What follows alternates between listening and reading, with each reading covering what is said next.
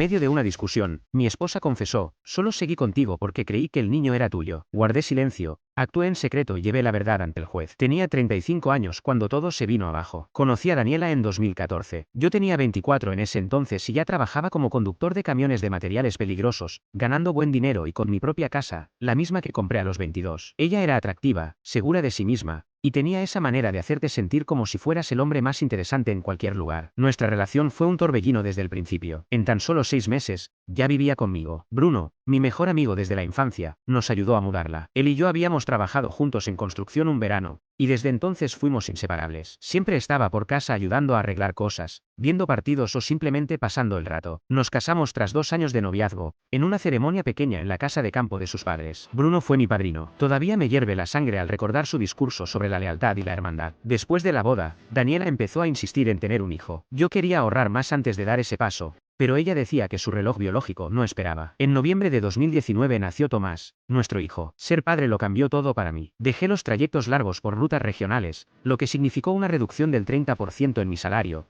pero lo hice para poder estar más presente. Aunque aún tenía que dormir fuera de casa 2 o 3 noches por semana, valía la pena con tal de verlo crecer. Fue en esa etapa cuando noté que Daniela había cambiado. Ya no había agradecimiento. En lugar de recibirme con una sonrisa, lo primero al llegar eran quejas, que la puerta del garaje seguía rota, que Tomás había sido un caos todo el día, que su madre la tenía harta. Nunca una palabra sobre los sacrificios que yo estaba haciendo. Mi hermano Álvaro, que me visitó para el primer cumpleaños de Tomás, notó la tensión. Todo estalló cuando Daniela me gritó por haber comprado el vino equivocado para su madre. Álvaro me llevó aparte y me preguntó en tono serio, ¿desde cuándo te trata como su empleado y no como su esposo? Me limité a decirle que estaba estresada por la maternidad. Si tú lo dices, respondió, alzando una ceja. Pero recuerda, tú mantienes esta casa, y esa casa es tuya. Bruno seguía muy presente en nuestras vidas. Yo creía tener un buen matrimonio y un amigo leal. Qué equivocado estaba. Todo colapsó al volver de un viaje de 4 días que había sido una pesadilla. Fallas mecánicas, inspecciones del DOT, y embotellamientos por un accidente en la autopista. Tenía que regresar el miércoles para una presentación de dinosaurios en el preescolar de Tomás,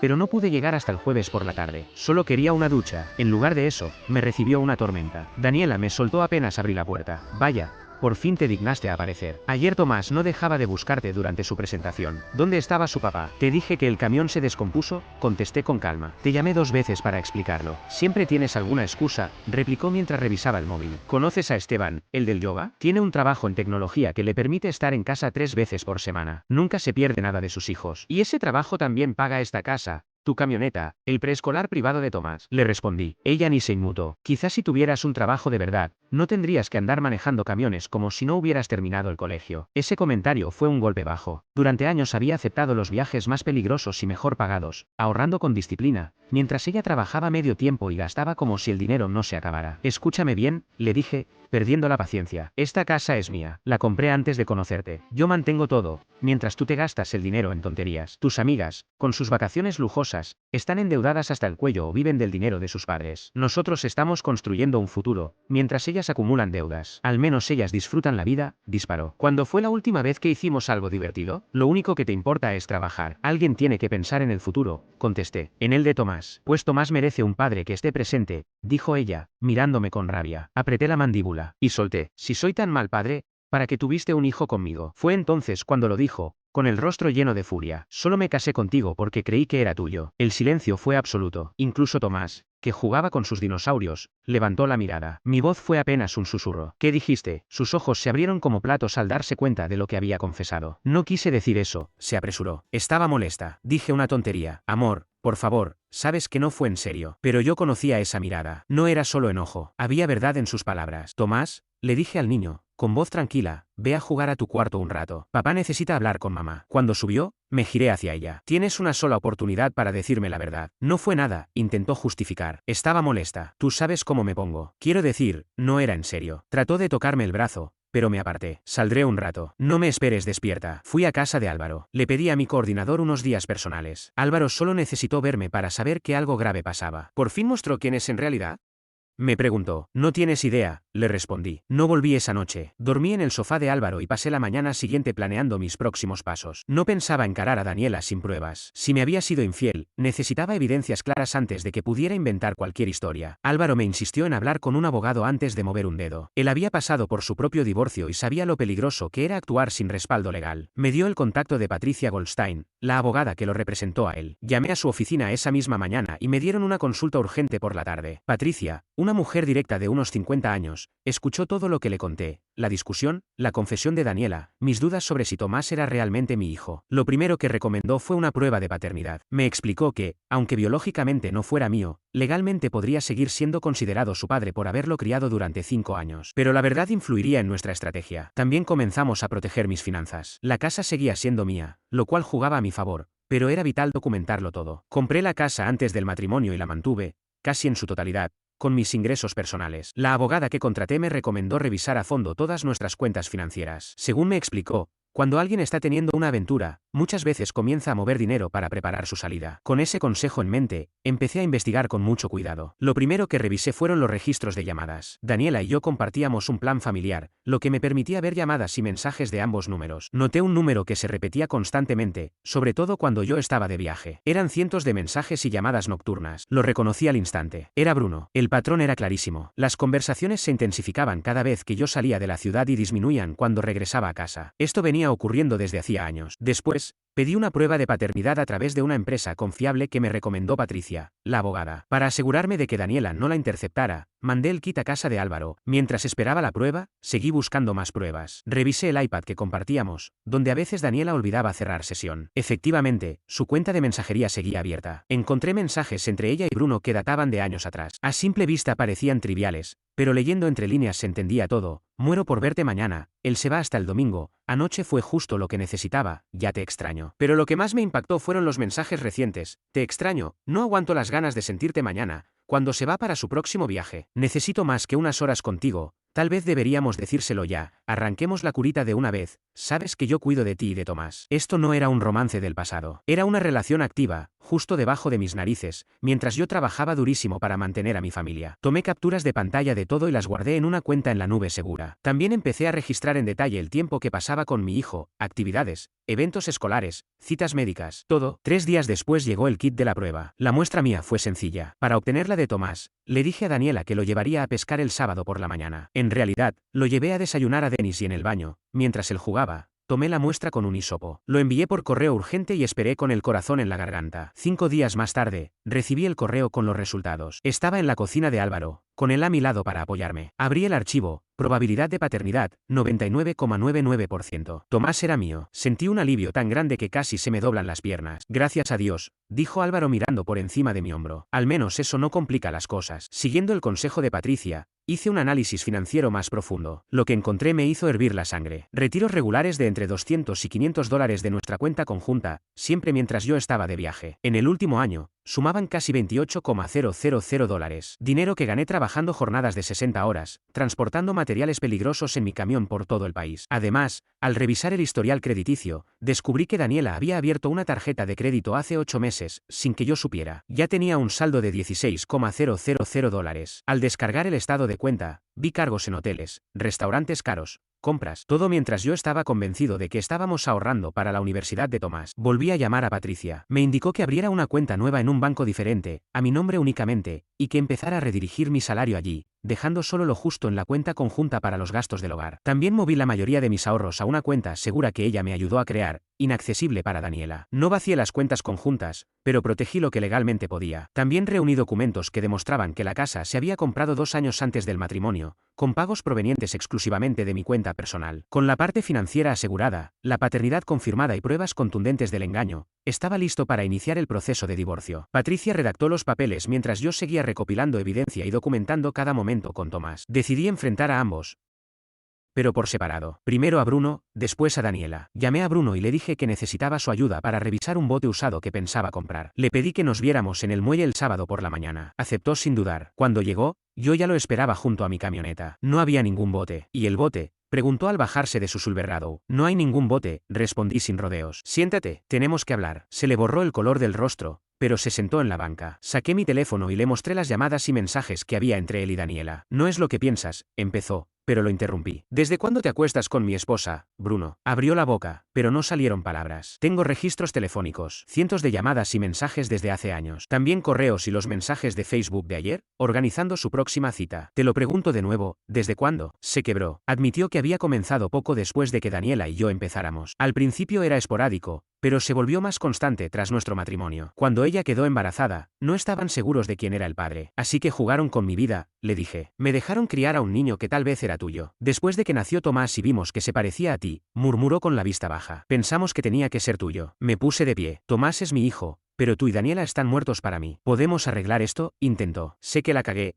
Pero, no, ¿sabes qué va a pasar ahora? Dije. Te vas a mantener bien lejos de mí. Si vuelves a contactarme, mando todas las pruebas a tu jefe, a tus padres y a todo el mundo. Que le expliques a Bill cómo te acostabas con la esposa de tu mejor amigo mientras él confiaba en ti para manejar sus obras. Su rostro se volvió pálido. Bill, su jefe, es del tipo tradicional, muy firme con el valor de la lealtad. No me pongas a prueba, le dije al alejarme. Esa misma noche, fui a casa y le dije a Daniela que necesitábamos hablar después de que Tomás se durmiera. Pasé la tarde con mi hijo, jugando, llevándolo al parque, comiendo helado, actué como si todo fuera normal. Cuando Tomás se fue a la cama, saqué todo y lo puse sobre la mesa de la cocina, registros telefónicos, impresiones de correos, el resultado de la prueba de paternidad, los movimientos bancarios, los estados de cuenta de la tarjeta con gastos de hoteles y restaurantes. Daniela se acercó y preguntó, ¿qué es todo esto? Pero su cara ya delataba que lo sabía. Pruebas, respondí, de tu aventura con Bruno. Lleva años, ¿verdad? Por eso me dijiste que solo te casaste conmigo porque creías que el niño era mío. Se echó a llorar de inmediato. Llantos dramáticos, con sollozos. Cometí un error. No significó nada. Fue solo físico, te lo juro. ¿Durante 6 años? Me reí sin gracia. Explícame entonces estos gastos. Le señalé los documentos financieros. $28.000, Daniela. Dinero que yo gané mientras tú te acostabas con mi mejor amigo en nuestra cama. Lo estaba guardando, balbuceó. ¿En el colchón de Bruno? Repliqué con frialdad. ¿Y los hoteles eran para dormir en medio de emergencias? Su rostro se transformó por completo. Está bien. Sí, he estado saliendo con Bruno. Y sí, también he estado ahorrando dinero. ¿Acaso puedes culparme? Nunca estás aquí. Te importa más acumular dinero que hacerme feliz. No era mi tarea hacerte feliz,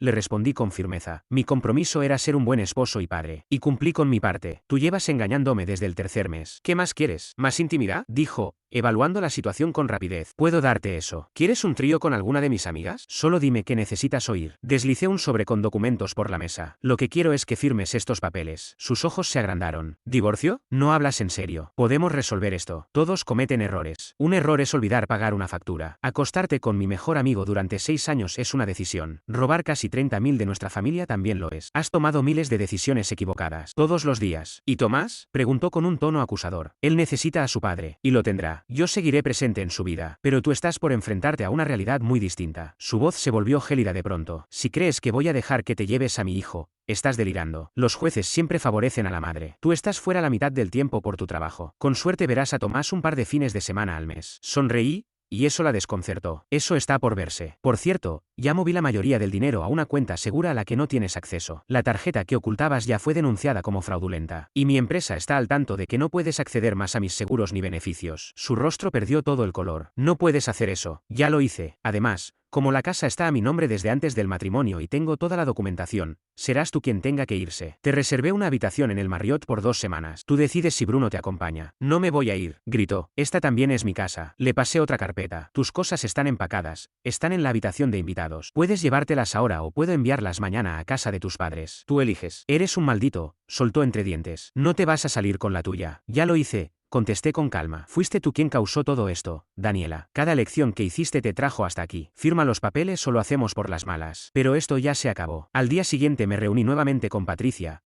mi abogada, para afinar la estrategia. Le entregué la grabación de la conversación con Daniela. La escuchó detenidamente. Esto confirma tanto la infidelidad como el manejo inapropiado del dinero, dijo. Son fundamentos válidos para proceder con el divorcio. Lo financiero, especialmente, tiene peso. A los jueces no les agrada descubrir que uno de los cónyuges estuvo desviando activos matrimoniales en secreto. Me explicó que aunque en nuestro estado la infidelidad es motivo legal para divorciarse, rara vez influye en la repartición económica, a menos que se utilicen bienes del matrimonio para financiar esa aventura, como claramente había hecho Daniela. La parte donde ella amenaza con impedirte ver a Tomás es preocupante, añadió. Pero una sola explosión emocional no basta para negarle tiempo de crianza. Los jueces evaluarán el patrón general de conducta y la capacidad de cada progenitor para ofrecer estabilidad. Me recomendó registrar absolutamente todo, cada encuentro con Daniela, cada minuto con Tomás, cada gasto familiar. Seguí sus consejos al pie de la letra. Me aseguré de que toda comunicación con Daniela fuera exclusivamente sobre nuestro hijo. Daniela se mudó primero al Marriott y cuando se acabaron los días pagados, volvió a casa de sus padres. Se negó a firmar los papeles del divorcio, alegando que necesitaba tiempo. Patricia me tranquilizó. Eso era habitual. Igualmente procedió a presentar la demanda formalmente. La revisión financiera reveló la magnitud real del daño. Daniela había desviado casi $52.000 en 2 años, usando nuestras cuentas compartidas, ahorros para la jubilación y tarjetas de crédito. Incluso había abierto una cuenta secreta que yo desconocía, alimentada por retiros en efectivo y dinero aportado por Bruno. Con toda esa evidencia, solicitamos una orden judicial urgente para impedir que siguiera accediendo a nuestros bienes. El juez la aprobó de inmediato. Bruno intentó llamarme varias veces. Lo bloqueé. Un día apareció en la puerta de la casa. Salí al porche. Cierra la puerta detrás de mí. Le dije con calma. No tengo nada que decirte. Márchate antes de que llame a la policía. Y dile a Daniela que la próxima vez que quiera hablar del acuerdo lo haga a través de mi abogada, no por medio de su amante. 2 semanas después de ese episodio, y con Daniela aún rehusándose a firmar,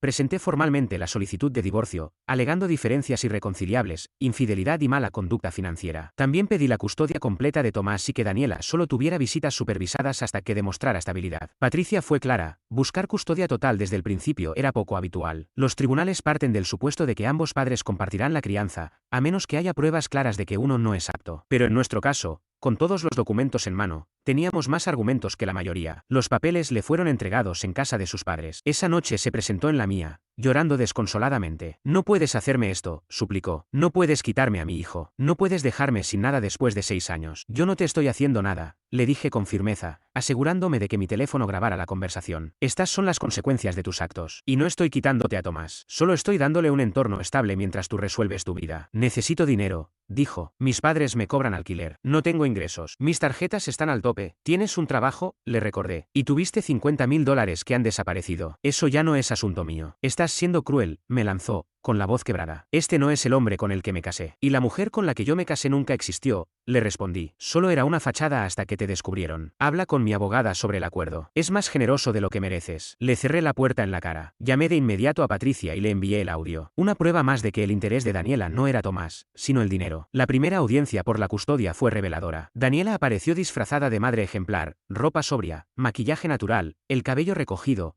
el retrato perfecto. Su abogado intentó pintarme como un padre ausente, demasiado centrado en mi trabajo de transportista. Llevaron un calendario marcando todos los días que estuve fuera el último año, asegurando que había estado ausente un 40% del tiempo. Entonces, mi abogada respondió con nuestras pruebas, certificados escolares que demostraban que yo asistía con más frecuencia a las reuniones de padres, registros médicos que señalaban que era yo quien. Durante los primeros años de vida de Tomás, hice todo lo posible por estar presente. Aunque mi trabajo como conductor me obligaba a estar en la carretera, siempre que podía lo acompañaba a sus citas médicas. Incluso conservaba mensajes de texto entre Daniela y yo, en los que se quejaba de tareas básicas de crianza y me preguntaba constantemente cuándo volvería para que me hiciera cargo. También había fotos que respaldaban mi papel como padre, nuestras salidas de pesca, el árbol de juegos que construí en el patio con mis propias herramientas, los partidos de tébol que dirigí como entrenador, y una carta de mi empresa que confirmaba que, tras el nacimiento de Tomás, había solicitado rutas regionales para pasar más tiempo en casa, aceptando una reducción de salario con tal de estar presente. Pero el golpe decisivo vino con las pruebas financieras. Patricia, mi abogada,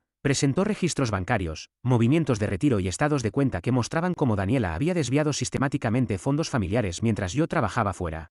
El juez, al revisar los documentos, mostró una expresión severa que dejaba claro lo que pensaba. Como medida provisional, el tribunal dictaminó que Tomás permanecería bajo mi cuidado principal, con visitas supervisadas para Daniela 3 veces por semana. Además, se asignó un tutor legal independiente para evaluar cuál sería el mejor entorno para Tomás a largo plazo y se ordenó que ambos asistiéramos a clases de crianza. Al salir de la sala, vi el rostro desconcertado de Daniela. Entró convencida de que el juez fallaría a su favor solo por el hecho de ser madre. Pero la realidad empezaba a imponerse. Esa misma noche, recibí una llamada de sus padres. Me pedían que intentáramos resolver las cosas por el bien de Tomás. Fui respetuoso, pero firme. Su padre trató de intimidarme con una advertencia. Te vas a arrepentir de enfrentarte a nuestra familia, hijo. Respondí sin titubear. Con todo respeto, señor, de lo único que me arrepiento es de haber aceptado a su hija en la mía. Colgué. A los pocos minutos, volvió a sonar el teléfono. Era Linda, la madre de Daniela. Si su esposo era el que intimidaba, ella era quien manipulaba. Desde el primer día me menospreció, siempre insinuando que Daniela merecía algo mejor que un conductor de camiones. Te abrimos las puertas de nuestra familia, me dijo. Siempre fuimos amables contigo, y ahora le arruinas la vida a nuestra hija por un pequeño desliz. Me reí. ¿Pequeño desliz? 6 años de engaños. $50.000 robados del patrimonio familiar y hacerme dudar de si mi hijo era mío. Eso no es un desliz, Linda. Estas cosas pasan en los matrimonios, respondió con indiferencia. Los hombres trabajan demasiado. Las mujeres se sienten solas. Si hubieras estado más en casa. Linda, escúchame bien, interrumpí. Las decisiones de tu hija son suyas. Y ahora está enfrentando las consecuencias, como debiste haberle enseñado desde pequeña. Se quedó en silencio unos segundos antes de exclamar. ¿Cómo te atreves a cuestionar nuestra manera de criarla? Curioso, porque tú llevas años cuestionando mi rol como padre. Que si era muy estricto, que si era muy permisivo, nada te parecía bien. Ahora, un juez y un profesional en bienestar infantil coinciden en que soy el más apto para cuidar a Tomás. ¿Qué se siente? Has cambiado. Antes eras un buen muchacho. No,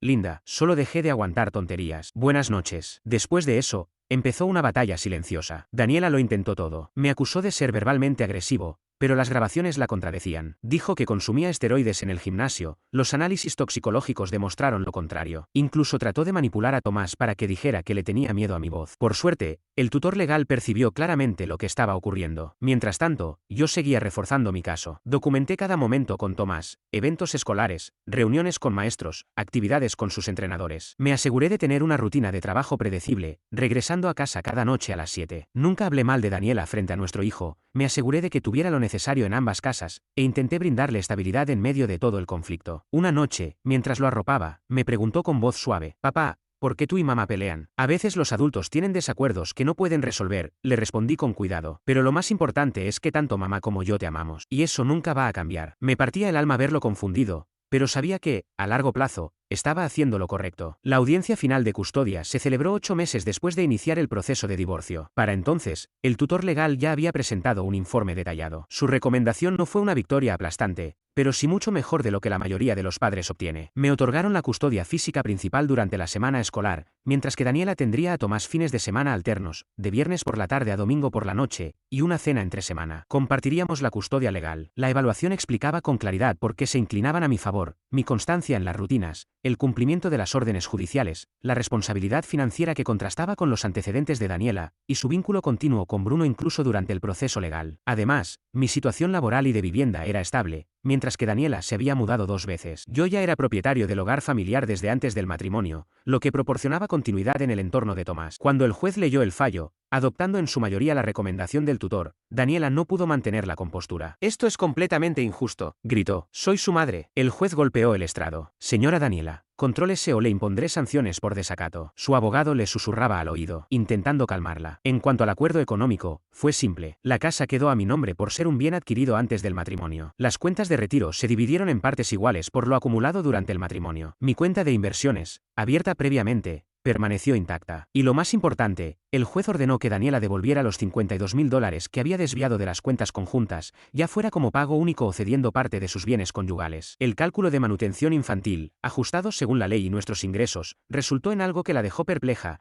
Ella tendría que pagarme una pequeña cantidad mensual, ya que yo tenía la custodia principal y mayores ingresos. El rostro de su abogado lo decía todo. La vida tras el divorcio no fue un colapso inmediato, sino una caída lenta para Daniela. Apenas 2 semanas después de la audiencia final, perdió su empleo en la clínica dental por llegar tarde, faltar sin aviso y tratar mal a los pacientes. Bruno, por su parte, optó por irse. Lo trasladaron a la oficina de su empresa en Denver, probablemente porque enfrentar las consecuencias aquí le resultaba demasiado. Sin trabajo ni apoyo económico, Daniela agotó rápidamente el dinero que le quedaba. Los padres de Daniela, a pesar de todo lo que hablaban sobre la importancia de la familia, se cansaron de apoyarla económicamente a los 3 meses de haberse separado. Le ayudaron a conseguir un pequeño estudio donde vivir, pero dejaron claro que debía empezar a valerse por sí misma. La primera señal de que las cosas no iban bien para ella llegó cerca de 4 meses después de que se finalizara el divorcio. Una noche de martes recibí un mensaje: ¿podemos hablar de Tomás y de nosotros? No contesté. El acuerdo de custodia era claro. Toda comunicación debía ser exclusivamente sobre Tomás y realizada mediante la aplicación de crianza compartida que había ordenado el tribunal. Durante las semanas siguientes, sus mensajes continuaron. Decía que extrañaba a nuestro hijo,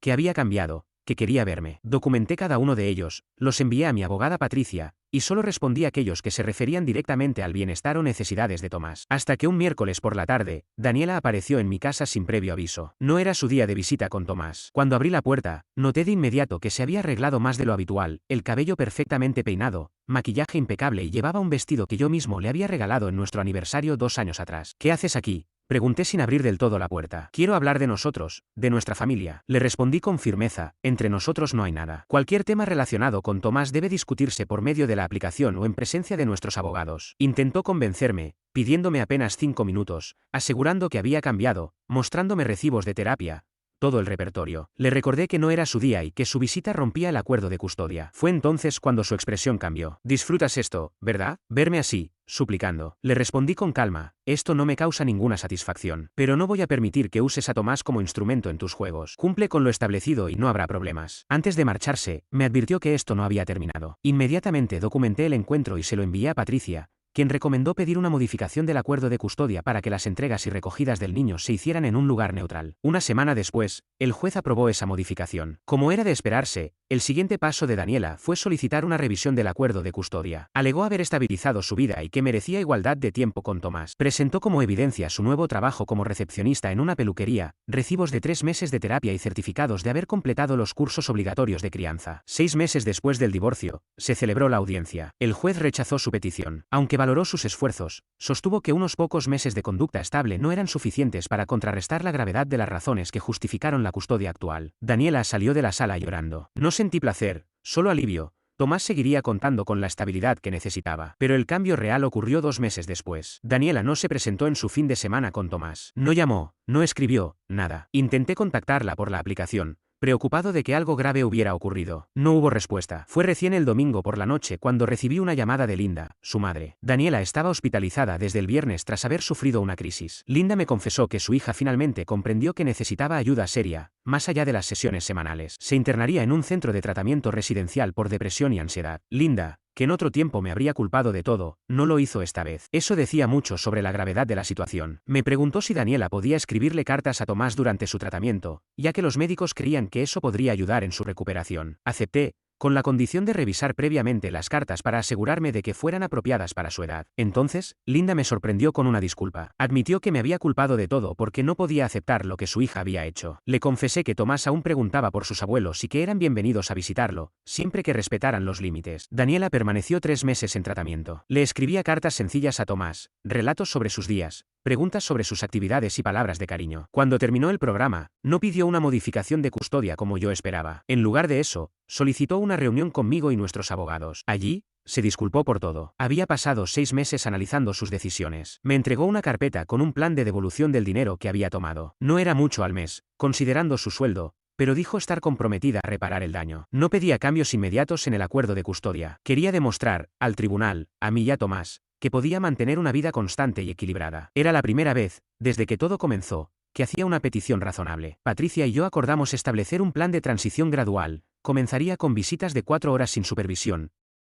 que se extenderían hasta fines de semana completos en 3 meses, siempre que Daniela continuara en terapia, conservara su empleo y mantuviera un lugar fijo donde vivir. Hoy, la vida no se parece en nada a lo que imaginé cuando me casé con Daniela. Aún conservo la casa, ahora con pisos renovados y un sótano remodelado donde Tomás y yo construimos un enorme circuito de trenes. Cambié mi ruta laboral a una exclusivamente local, lo que me permite estar en casa todas las noches a las 6. Gano menos que antes, pero la estabilidad que le ofrezco a mi hijo lo vale. También empecé a entrenar con más constancia. Al principio, solo usaba pesas básicas y hacía algo de cardio para liberar el estrés. Ahora me levanto a las 5 cada mañana para entrenar con pesas antes de que Tomás despierte. Esa rutina física me mantiene equilibrado. Daniela ha sido sorprendentemente constante durante el último año. Sigue en la peluquería, vive en su propio apartamento y no ha faltado a un solo fin de semana con Tomás en 6 meses. Poco a poco está reconstruyendo el vínculo con nuestro hijo desde una nueva perspectiva, la de una madre que cumple. Bruno, por su parte, a veces le envía a Tomás postales por su cumpleaños o Navidad desde Denver. No impido que la reciba. No quiero que mi hijo crea que alguien lo abandonó. Pero Bruno y yo nunca volveremos a hablarnos. Eso lo tengo claro. Solo intento no proyectar mi dolor en Tomás. El mes pasado, después de un fin de semana con Tomás, recibí un mensaje inesperado de Daniela. Me agradecía por cómo había manejado todo con nuestro hijo. Tomás le había contado sobre un proyecto de ciencias que hicimos juntos. Me dijo que siempre fui un buen padre. No respondí, pero guardé ese mensaje. Si pudiera dar un consejo a otros hombres que están pasando por algo similar,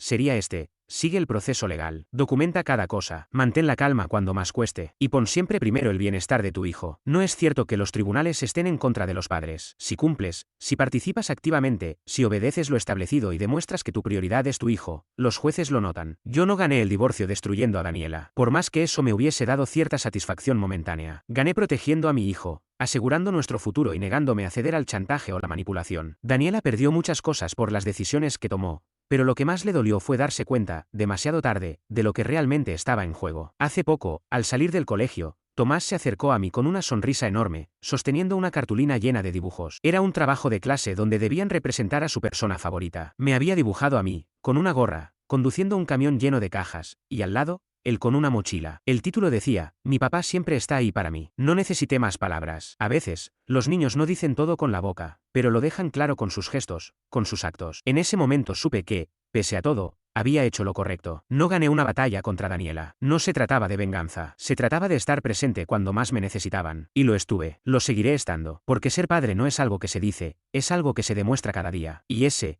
para mí, es el verdadero triunfo. Hola, soy Juan Carlo 396. Si aún no me sigues, dale a seguir y comparte y comenta. Todos los días se suben historias completas y videos completo.